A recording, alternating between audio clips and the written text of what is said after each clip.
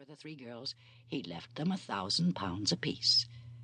Mr. Dashwood's disappointment was at first severe, but his temper was cheerful and sanguine, and he might reasonably hope to live many years, and by living economically, lay by a considerable sum from the produce of an estate already large and capable of almost immediate improvement. But the fortune, which had been so tardy in coming, was his only one 12-month. He survived his uncle no longer, and £10,000, including the late legacies, was all that remained for his widow and daughters. His son was sent for as soon as his danger was known, and to him Mr. Dashwood recommended, with all the strength and urgency which illness could command, the interest of his mother-in-law and sisters. Mr. John Dashwood had not the strong feelings of the rest of the family, but he was affected by a recommendation of such nature at such a time, and he promised to do everything in his power to make them comfortable. His father was rendered easy by such an assurance, and Mr. John Dashwood had then leisure to consider how much there might prudently be in his power to do for them. He was not an ill-disposed young man, unless to be rather cold-hearted and rather selfish is to be ill-disposed. But he was in general well respected, for he conducted himself with propriety in the discharge of his ordinary duties. Had he married a more amiable woman, he might have been made still more respectable than he was. He might even have been made amiable himself, for he was very young when he married and very fond of his wife. But Mrs. John Dashwood was a strong caricature of himself, more narrow-minded and selfish. When he gave his promise to his father, he meditated within himself to increase the fortunes of his sisters by the present of £1,000 apiece. He then really thought himself equal to it. The prospect of £4,000 a year in addition to his present income, besides the remaining half of his own mother's fortune, warmed his heart and made him feel capable of generosity.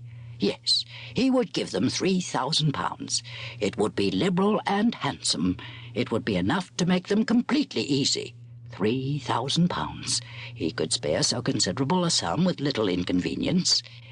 He thought of it all day long, and for many days successively, and did not repent.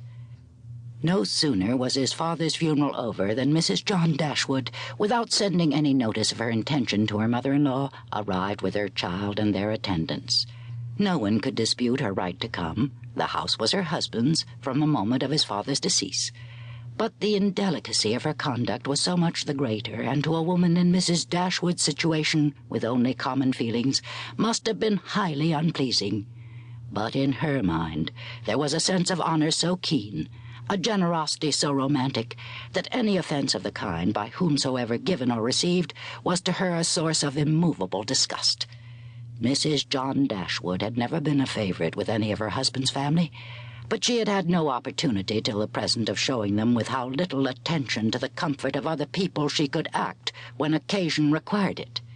So acutely did Mrs. Dashwood feel this ungracious behaviour, and so earnestly did she despise her daughter-in-law for it, that on the arrival of the latter she would have quitted the house for ever, had not the entreaty of her eldest girl induced her first to reflect on the propriety of going, and her own tender love for all her three children determined her afterwards to stay, and for their sakes avoid a breach with their brother. Elinor, their eldest daughter, whose advice was so effectual, possessed a strength of understanding and a coolness of judgment which qualified her, though only 19, to be the counsellor of her mother, and enabled her frequently to counteract, to the advantage of them all, that eagerness of mind in Mrs. Dashwood which must generally have led to imprudence. She had an excellent heart, her disposition was affectionate, and her feelings were strong, but she knew how to govern them.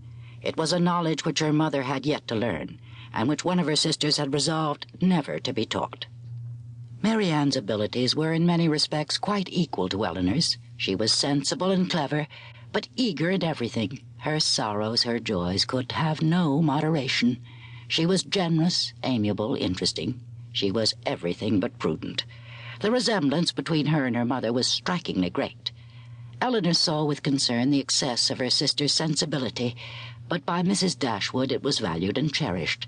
They encouraged each other now in their violence of their affliction.